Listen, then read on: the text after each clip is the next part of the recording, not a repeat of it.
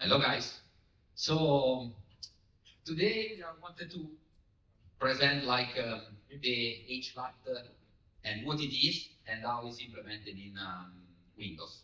So I'm Andrea and this is Satoshi.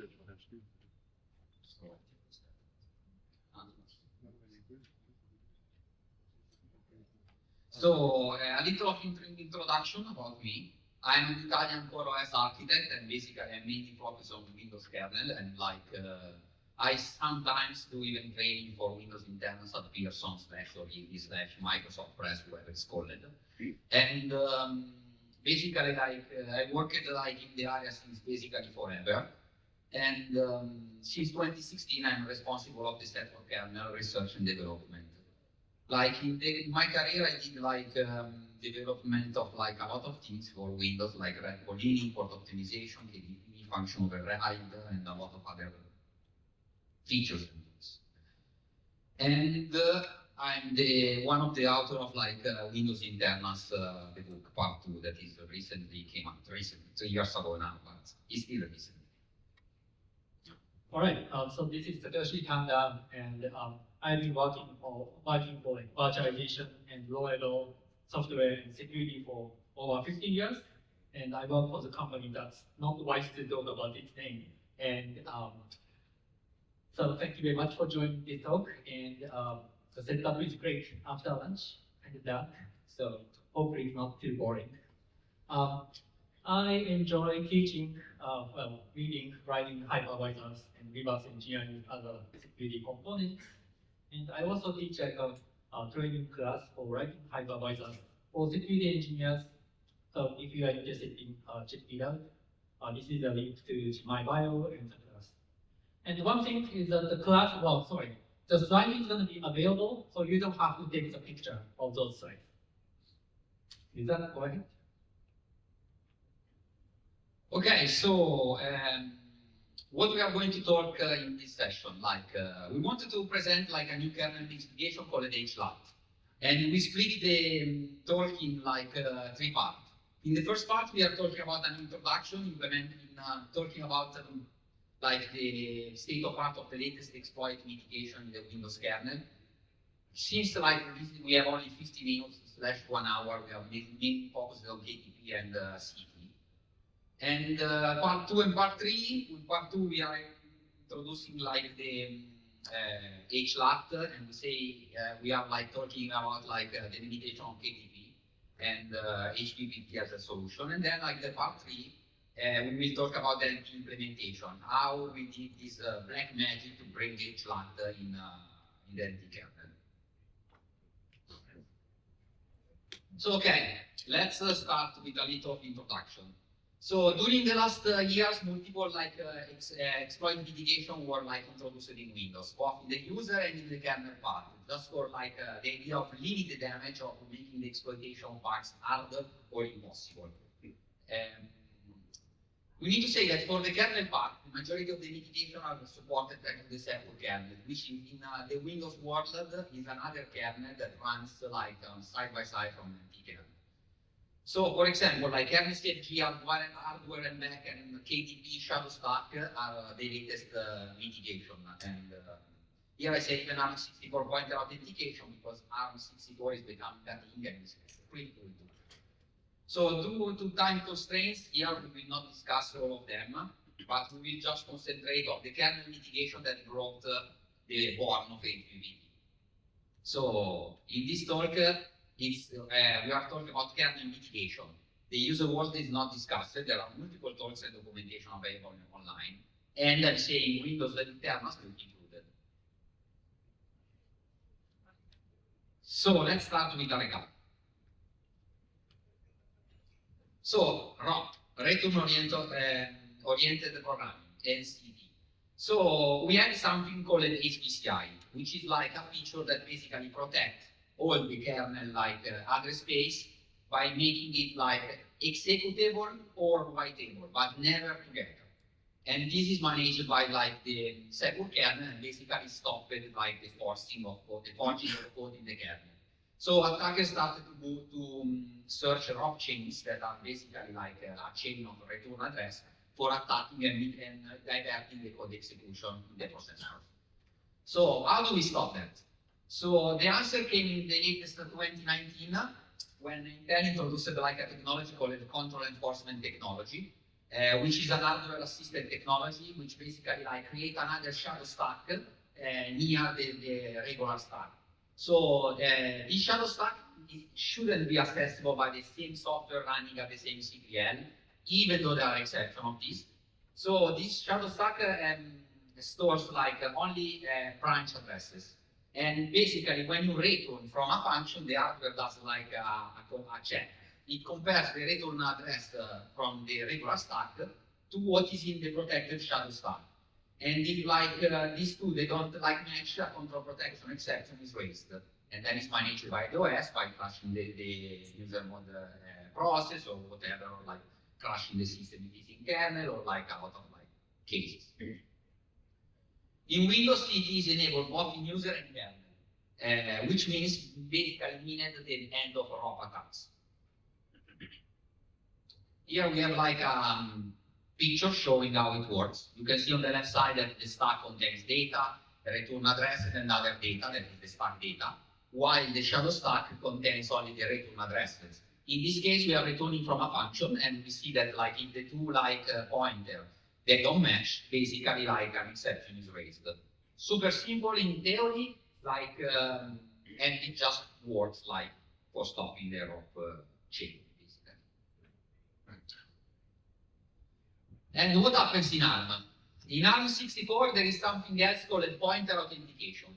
Here it's funny because like the specs for pointer authentication were written when like there was ARM 8.3, 8.3 the specification, but like the first adoption came later. The pointer authentication is a little different than shadow stack because basically like it exploits some unused bit of the pointer.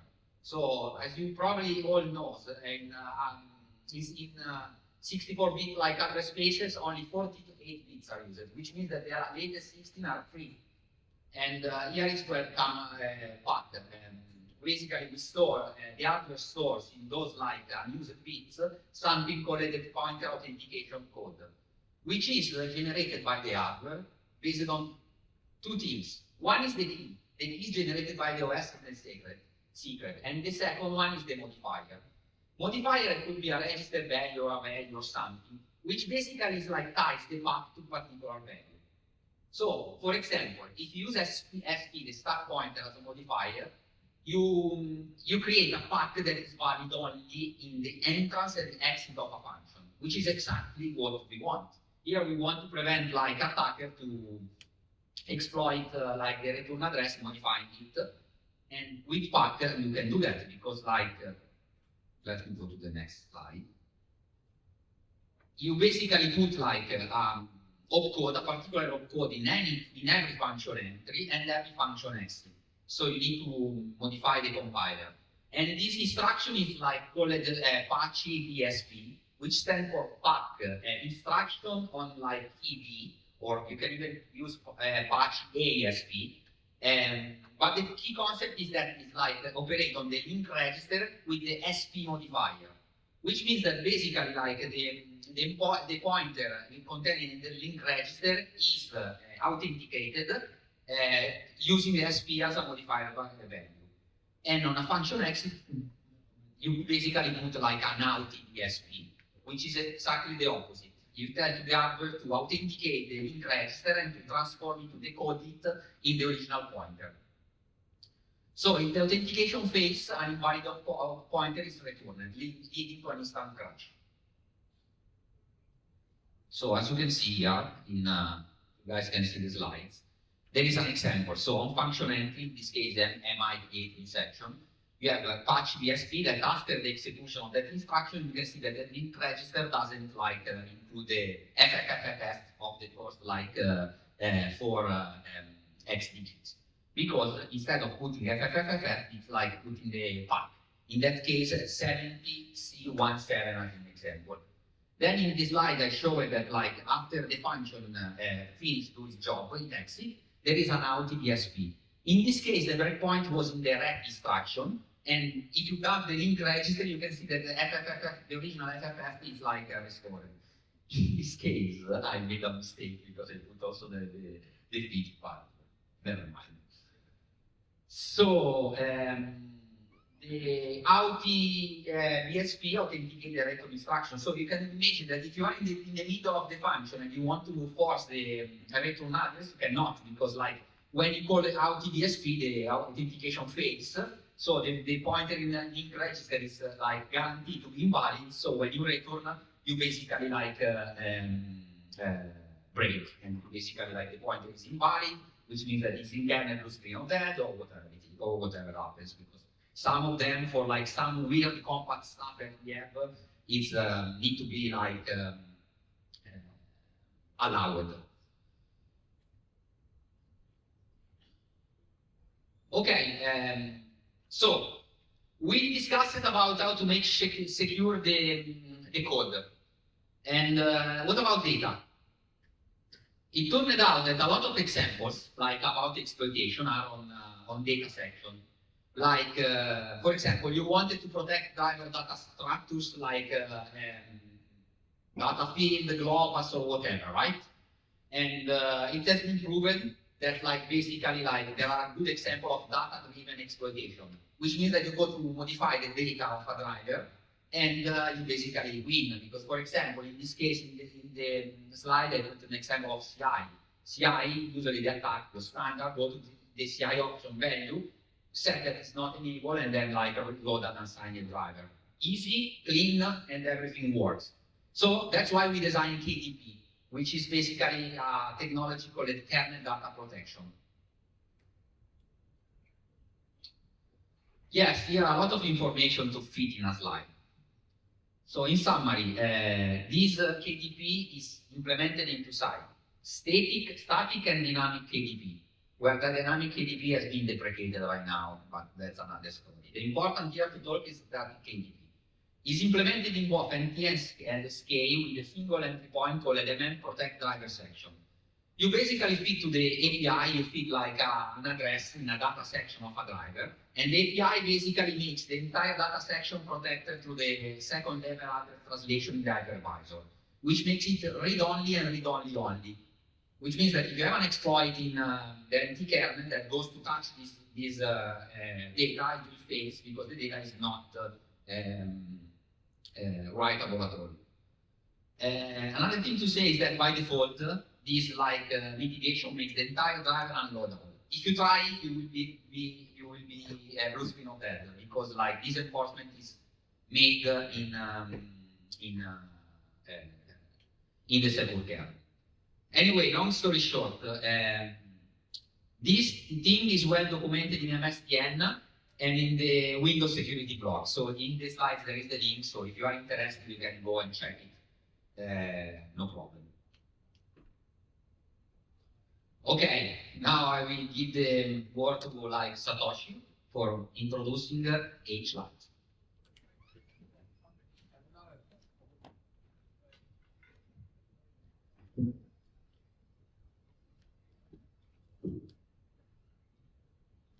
All right. So the KDP is a great security feature. It has a limitation like many other security features. The limitation with KDP is that it enforces the permission of the guest physical address that is associated with the security sensitive virtual address, like CI options. But it does not enforce the permission of the virtual address itself.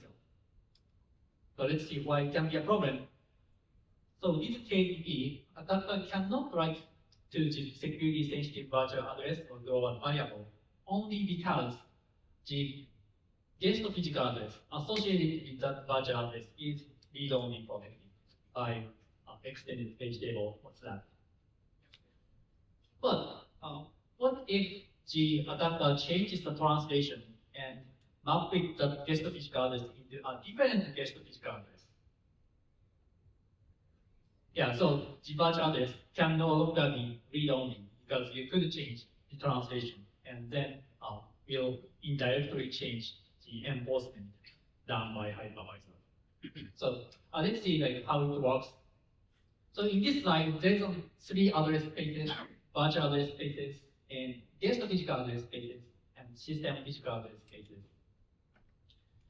And whenever the adapter has an administrator privilege or the kernel mode arbitrarily read-write primitive, she can bypass KDP-like protection, like those steps. The first step, an adapter can create the copy of security-sensitive virtual address. So she can do that because we assume she has an adapter has an arbitrary kernel mode read-write primitive. So she can create a copy. And then an adapter can modify the copy in the way she wishes. With the copy, so there's no security enforcement about what data to write. And the next step is important. So she can change the translation. She can change the page table entry that is associated with the virtual address in a way that the virtual address is now translated into a different guest physical address, which we just modified or created. So after this, whenever the processor is trying to use the security-sensitive virtual address that's supposed to be protected, processor sees the contents of the copy to modify the copy. So in this case, the red one. And so effectively, an attacker can modify the contents of the security-sensitive virtual address that's supposed to be protected without writing any data directly. So if the goal for the attacker is, for example, zero clear security sensitive virtual address or global variable, then all the attacker needs to do one, find the guest physical address that contains all zero page, and then change the guest page table entry to point to the zero page. So with that, the security sensitive virtual address will be just zero. So let's do the demo of the remapping attack. So that technique was called remapping attack. Let's do the demo. In this demo, I am going to zero clear the global variable on Windows, zero clear global variable for CI options. So the CI options are the kernel mode global variable, and it controls whether the signature check should be done or not whenever a new kernel module is loaded. And by setting zero, usually it's non-zero, and by setting zero, an attacker could load an arbitrary kernel module because she can stop the signature verification. So, and that's the security sensitive global variable, so it is protected by KDP. You cannot directly write data, but using remapping attack, we can make it to zero actually. So let's do that demo.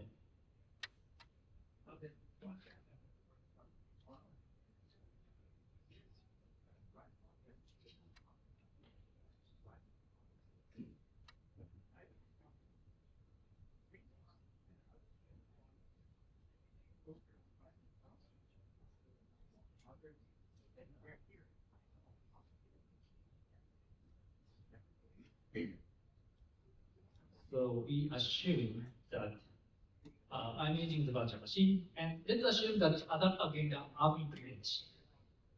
And in this system, it's a production like configuration, HVCI, the hypervisor-based protection is enabled.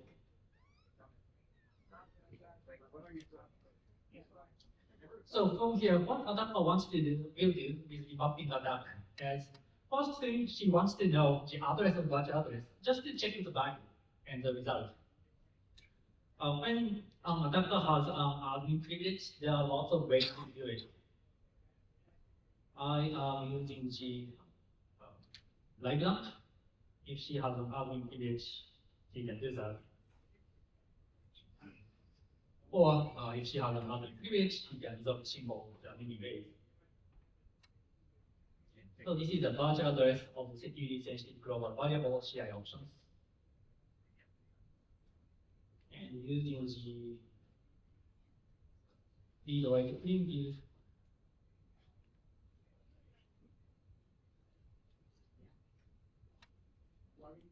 checking the current value. So non-zero, which means signature check will be done.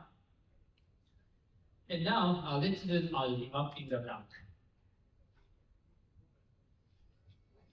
So the first one I'm highlighting is the address of the page table entry associated with the security sensitive virtual address.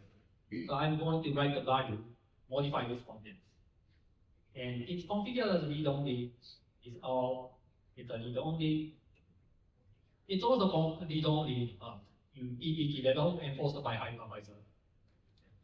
And what I'm going to do is, so this is the contents of page table entry.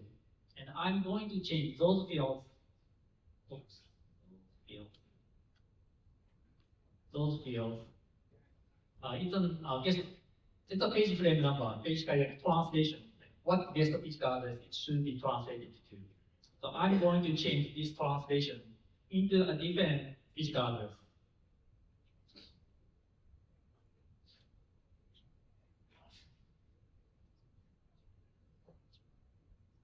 So I change the page table entry and change the translation to a different guest physical address. And after this, I let the same global, and now the value is 0. It should be hypervisor protected and should be read only, but it doesn't matter. We didn't write any data. But by remapping translation, you can basically make value different. You can make a change to the value. Thank you.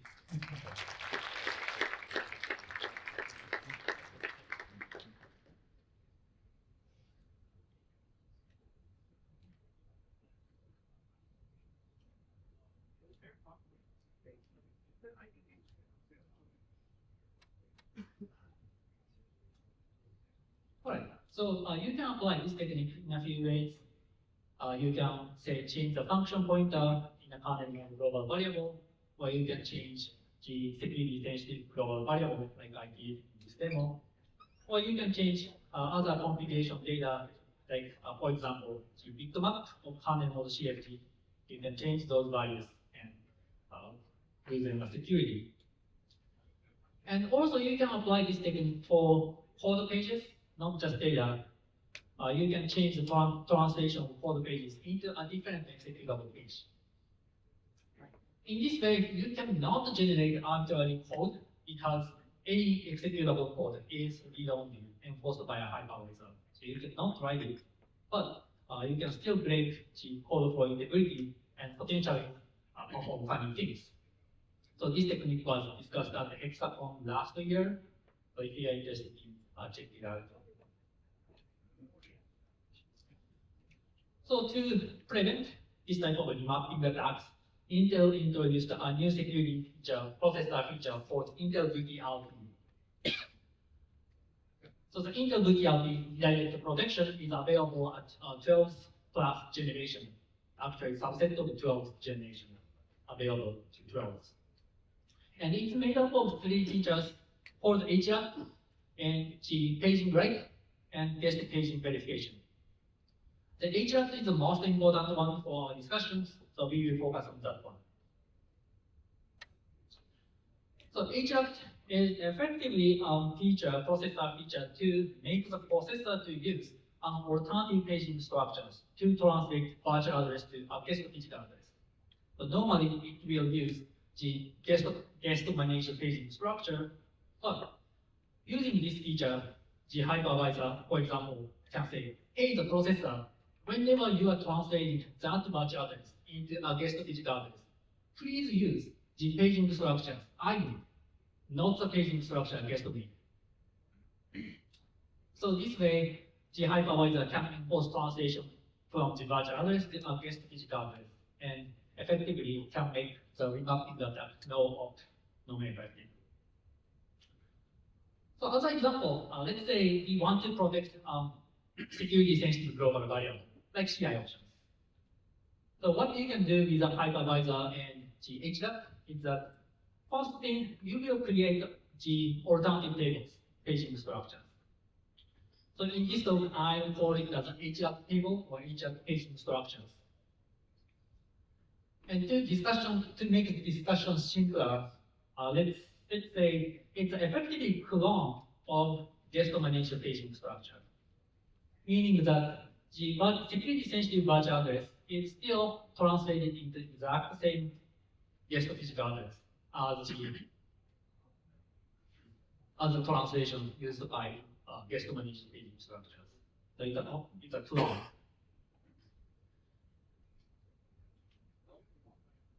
Then what hypervisor will do to use HChat is it will map that paging structure, HChat paging structure, into the guest physical address space as a read only.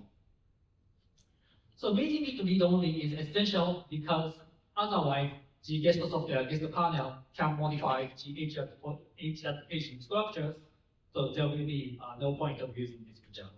The point is we will create HChat paging structure mainly to read only from the guest prospect. We still need to map it to the guest physical address because of processor requirement, but you do that. Then you will configure a couple of fields in DMCS virtual machine control structure, which is the data structure used to configure BTX, like behavioral virtualization. So the first field is to enable this feature HChat, and the second field, the more important one, is field to tell the processor about the address of the HChat paging structures. So as you can see in the slide, there are pointers pointing to paging structures. So this field is called HChat pointer, and that's effectively equivalent to control register 3 in the sense that it points to a paging structures.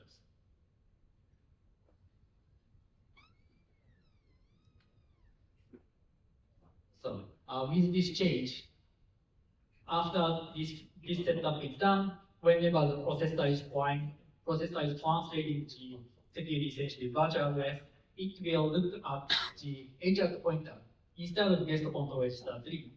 And then it will use the hypervisor HChat paging structures. So it no longer use the control register 3 and the guest managed paging structures.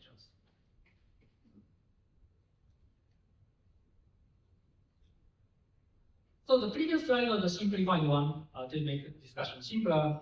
This is how that feature of configuration is done on Windows on 24H2. So the HChat paging structure in the middle of the slide, that is also mapped to the VTL1 or secure kernel.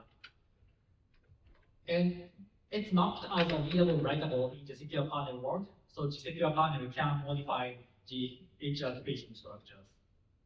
So this is done because the management of paging structure is a kind of complex task, and it's nice to offload the complex task from hypervisor to less privileged software components, which is secure kernel of VTL1.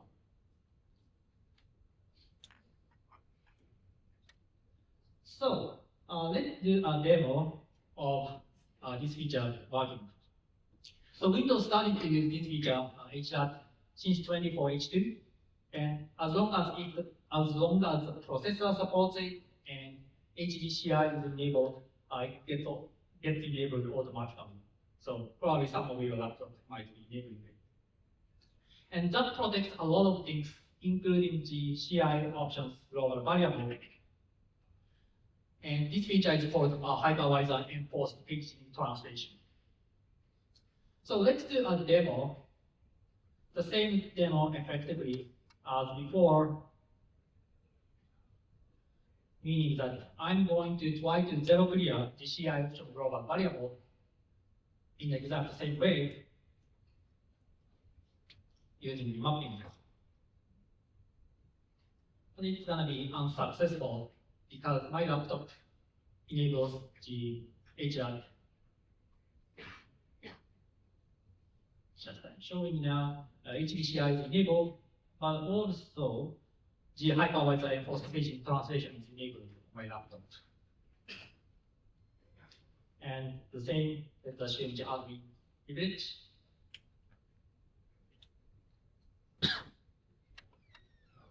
So, I will do the exact same as before.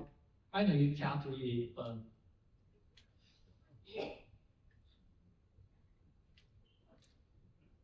zoom it.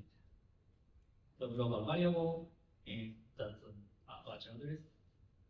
I'll check the current value.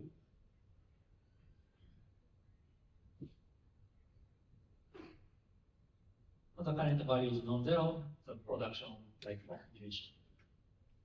Signature check is done. And now I am going to do remapping, or try to do remapping. So going to change this address, going to change this value and translation. Again, the read-only. And in this case, I am just going to write a random value to the page table entry. So I tried to modify, or I did modify the page table entry to change the translation, but the value was still the same. This is because the processor never used the page table entry I modified. It's a page table entry managed by the guest, not the HVPT page instructions. So processor looked at HVPT pointer and then used HVPT page instructions. So I modified something, but it's not used by a processor at all to translate this particular batch address. That's how HVPT works. Okay.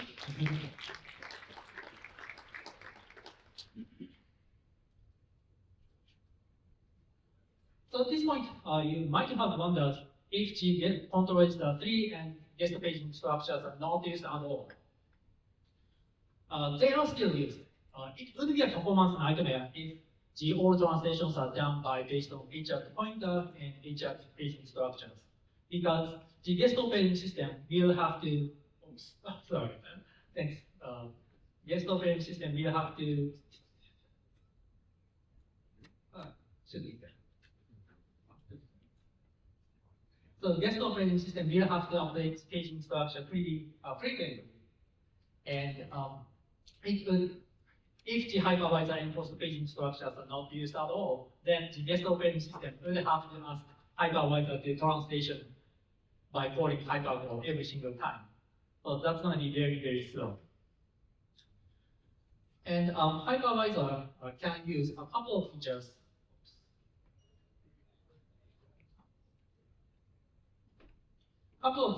To limit the range, virtual address ranges that will be translated using these HVPT features.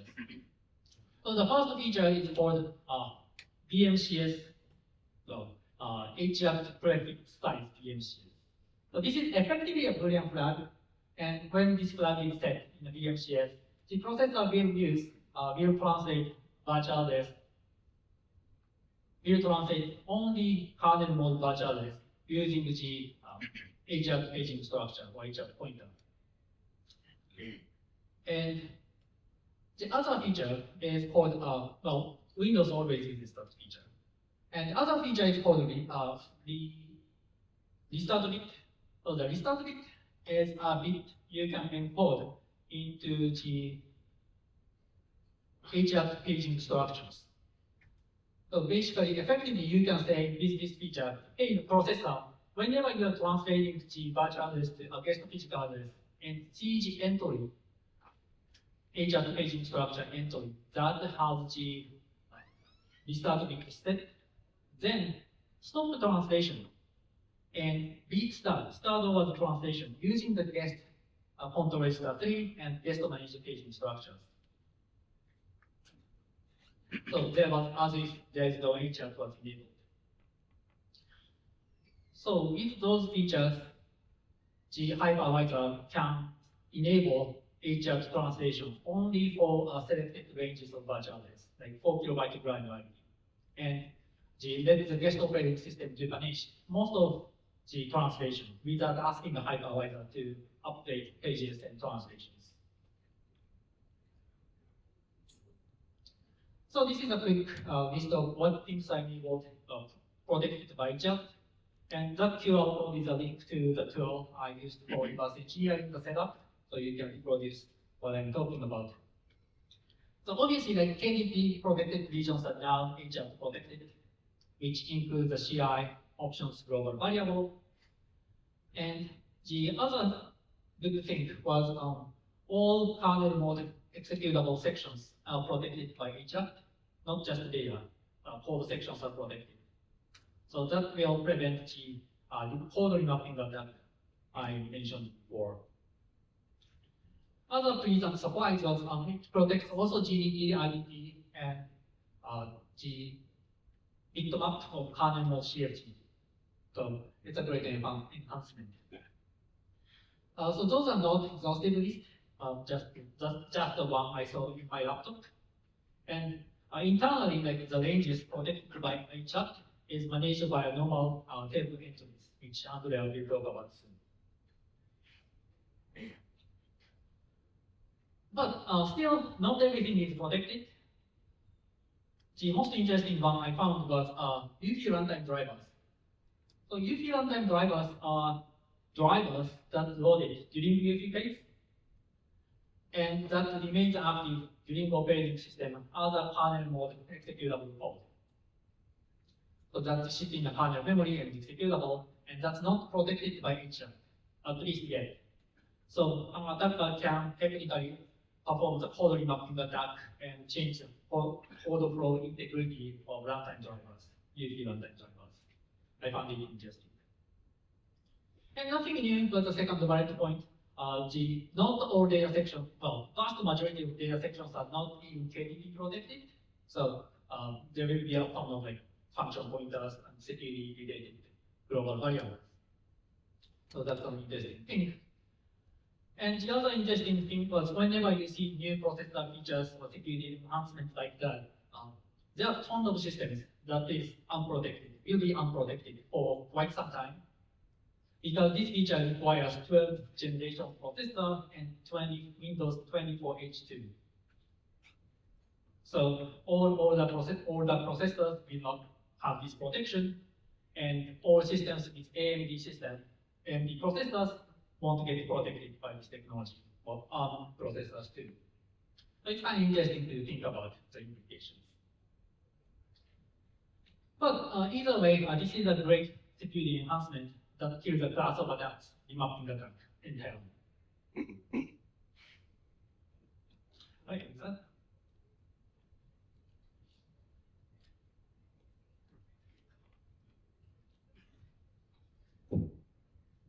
Great. Thanks for the explanation so much. So after we saw that, let's spend some time in understanding how this thing is implemented in the kernel. So HVPT, as Satoshi said, is the name of the HLAT implementation in Windows NT. It stands for Hypervisor-enforced paging translation. Is enabled only if SBCI is on. And to understand why, we should discuss a little how the second kernel tracks the VTL0 memory. Of course, like we have only 1 hour, so I will skip a lot of details here. But here I said that the architecture of VBS, the second kernel, VSM, is described in Windows Internals book part 2. And then even like Connor wrote recently an article on SKCI validation, which is available on that link here. So we are not going to talk about all the details of NTSK memory manager here because we will take 3 days, not just 1 hour.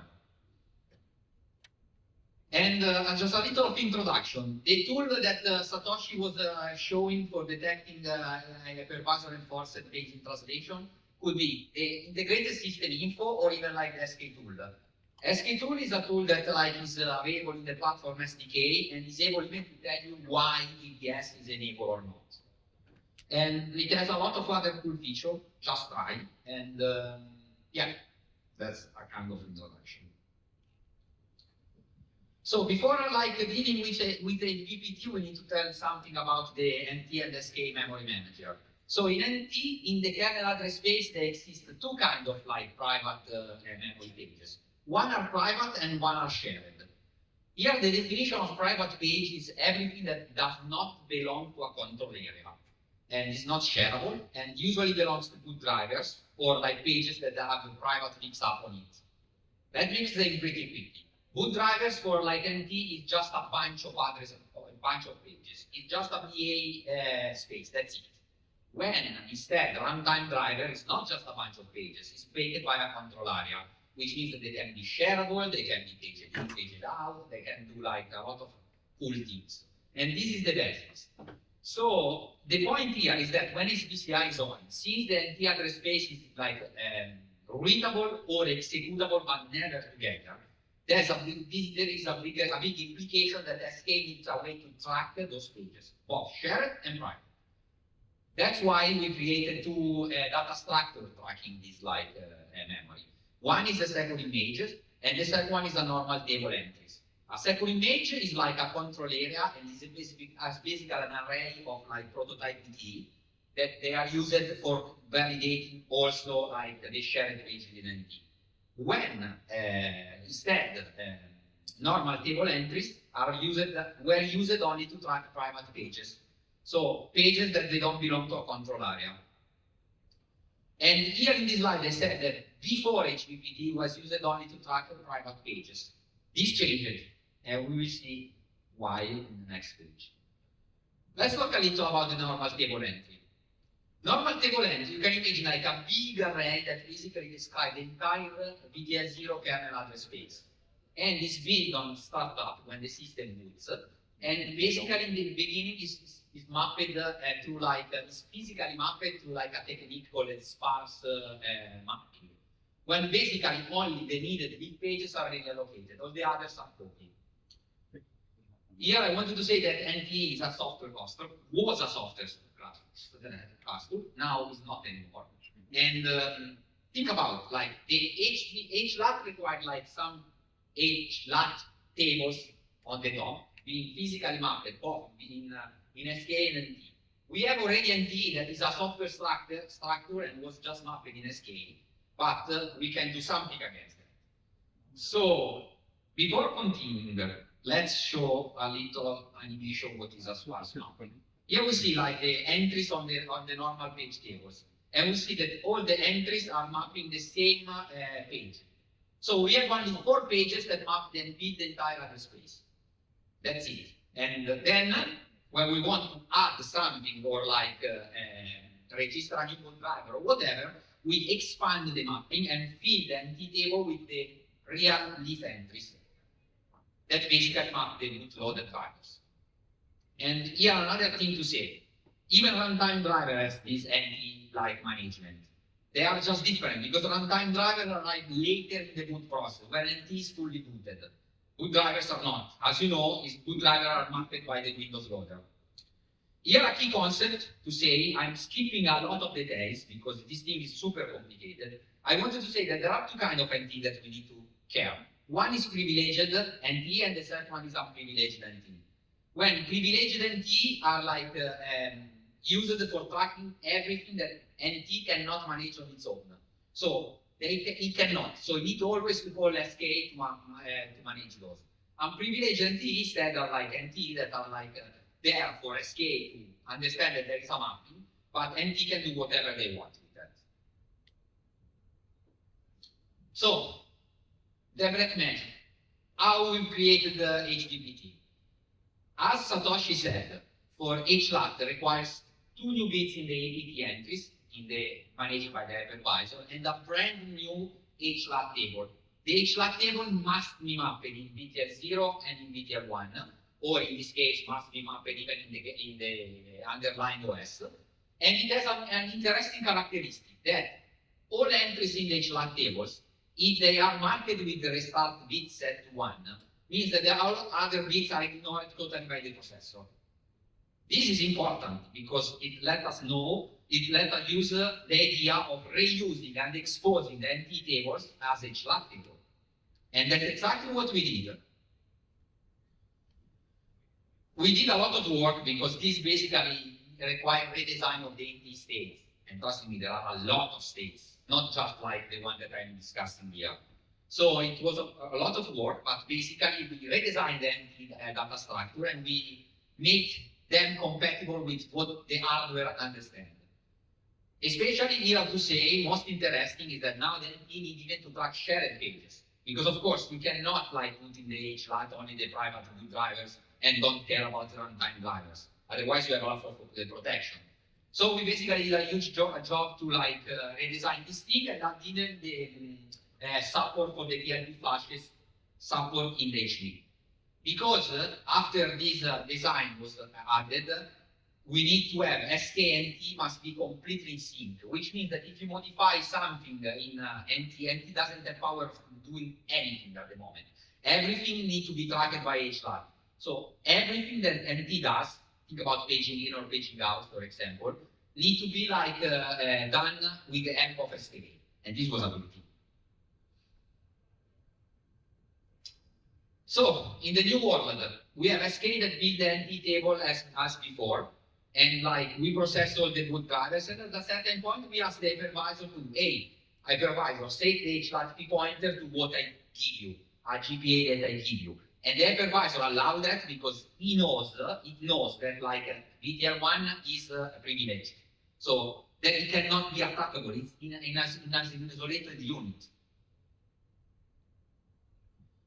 So at that point, the hypervisor basically like set this guest physical address which target the NT table root entries as a HLAT pointer. So which means that when SPCI is enabled, the HLAT table is the NT table. So all the kernel modules, VA space that are tracked by NT are automatically protected, which means one single thing. Mission accomplished. We have like all the protection and what like Satoshi were showing in the demo, that works like that. There is a separated secure kernel under the hood that like the attacker cannot see because it's isolated by hardware and manage all this stuff. So we are kind of on time. So let's talk about the problems and like why we took so much time to implement HVPT. We took so much time to implement HVPT in Windows for especially two reasons. First of all, the hypervisor support. The hypervisor was not ready at all to manage cross-DTL TLB flash, which means that NT was using the hardware to flash the TLB. So you know that when basically you make like a page table invalid, you need to talk with the hardware and say to the hardware to remove all the reference to that page table from something called a translation log side buffer, which is like the buffer that uses like the processor for making the things fast and not check any page table hierarchy at all. And that was not implemented. But the second huge big problem was like the session space. So session space is like a part of the kernel VA space that is used by session, by Win32K, by the GUI, by the things that you guys see when you use Windows. And it was managed by reusing for every session like a top level entry for some reason. So since the HLAT is managed by the second kernel, and the second kernel has no idea about session support, it does not, because the second kernel was born in 2015, and the session space was like from 90. So remember Matteo's talk about the legacy code? That's one of our examples. So we have two choices here. One, remove entirely the session concept from NT. Or like number two, add the session concept to SK. And guess what we did? We removed completely the session space. A little of like history here.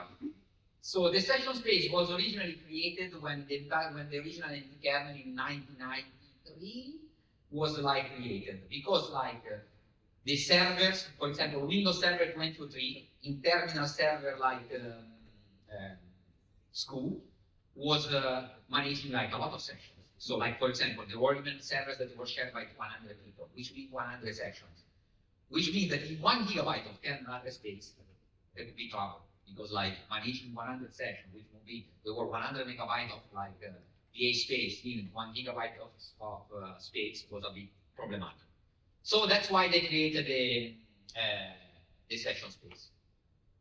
Now, Windows supports only 64-bit like architecture, which is like ARM64 or AMD64. The session space is 256 terabyte bit, which means that you can fit whatever you want, like needed. So basically, there was no need for session space anymore. In the new implementation, we talked with the Win32 designer and like a big work on that, remove completely the idea of session space in that. And long story short, skipping a lot of boring details, Win32K now is the still concept of session. Of course, it must have. but it uses like an internal huge array with pointers, and basically like it stores like the data structure for each session all in kernel space. So there is no session space anymore. Here is the tweet of Yarden back in August 2023, when he was saying like, she was saying it like, we were getting rid of session space, and the answer is, yes, we do.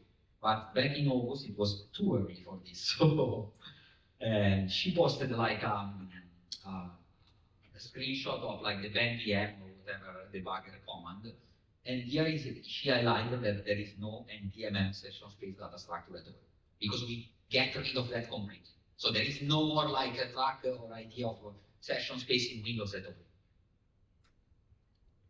And yes, that's why it took so long, basically. And that's all from my part. Here are some resources that we will give you when we share the slides. There is like the specs from Intel, the SK tool, and which I publish even unofficially on my GitHub, and some C code to check if the HVPT available from Satoshi, the demo code from Satoshi, and some HLAT article from me and Satoshi. Before concluding and before the question, I want to share with you that my team is hiring. So if someone of you is brave enough and want to deal with some of this design, just drop me a mail or like a message on Twitter. Here there is the link of an example of working exactly in the security for their team. And said this, I think that that's all. Me and Satoshi, we are like acting like as a trainers. Like he is way better than me on this, but like I'm doing still like a training on like for Windows internals fundamentals, which is published on the already, and the next one is on 11th of July. If in case you are interested, it's not advanced, it's for basically beginner/intermediate. And now we are open for questions if you have one.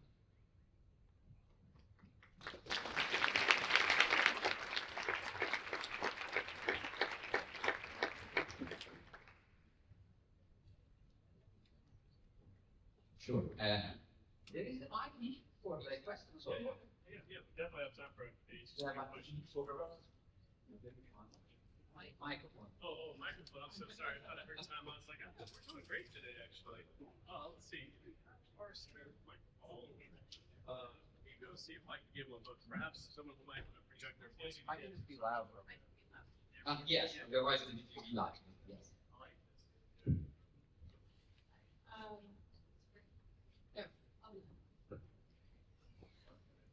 It's working. Yeah. All right. Satoshi said that all kernel executable pages are protected with HVPT. Is that for all drivers? Yes. Runtime and boot time. Is that for page code sections too? Yes. Everything that is abstracted to a privileged entity is automatically HLAT protected. Which means code section, which means KDP, which means boot drivers, which means runtime drivers. So does that mean that paging out and paging back in has to go through secure kernel to handle all of that? That is an excellent question. Thanks for asking. Yes, absolutely. You know, when like NT basically need to validate a page, paging out is a two-sided process. There is streaming and paging out. When everything starts with the balance set manager, there is a thread that goes and checks some aging. So I skipped all the assessed bit management, which needs to be done in SK2. Because when you have HLAT, everything that is like the other white in HLAT, it doesn't write in the standard page table anymore. So basically, like when you start and like and you say, oh yes, I want to age out this page. Let's start making three, which means writing invalid PT. And guess what? When you write an invalid PT, you do what you have with flash, right? Which means that you need to be intercepted in SK somehow. So in SK for the test, we moved that entity from privilege to like still privilege, but not present. Which means that if you are an attacker and you go to NT and you try to access that VA, you do screen of that, or sorry, if you try to make that PT valid again, you screen of that the system because NT doesn't do that. And yes, and so after when you page out the things, you need to call SK all the time. And it's automatically done because there is like the cross TLD flash. Nice question. Thanks. The only exception, only one executable sections I found that not protected by chat is a built-in runtime driver. Yeah. And if you guys want to know why, because usually runtime driver are not tracked by anything. So we completely know that. Other questions? I guess I can move that. Yes. Is this feature supported inside virtual machines and all? So I noticed you switch back to your host when you demonstrated HVPT being enabled. Okay, the question was if we are supporting the virtual machine. I'm a little embarrassed because I don't know if I can reply honestly or not. Let's say that we are working on it. So there will be support in the virtual machine. Yes, not in 24H. So I wanted to know, what is the performance consequences of this? Do you like Sorry, say the again? performance consequences, the performance overhead? You're talking about the performance implication. Yes. That's another good question. Thanks. The performance implications are basically answered. That I know that you don't believe me, but I'm telling you why. The HLAT pointer, as Satoshi was showing, need to be mapped in VTL02 with read-only access. But there is a trick on that. You can say, yes, but if it's read-only access, how the hardware can like update the accessed bit for aging and all the things that it needs to do, right? There is a bit, they call it white array, or I don't remember the name of the bit. So I can let you know. But basically allow, this bit allow the APT, allow the processor to write also to read-only pages. Just for those 2 bits or 3 bits that they need to update, accessed and whatever. Which means that when you run with HLAT enabling VTL0, the hardware is still using data structure that are only in VTL0. As the same as like when it was working with the standard CRT. The only difference I think we can call performance implication is on the TLB flash part. But that is not a super hot part because, for example, the balance set manager runs every 1 second. So 1 second for a machine is an eternity. So it's not really different. It takes like, instead of 20,000 cycles, it takes 22,000 cycles on that part, right? So, other questions? Okay. Thanks very much, guys, for attending.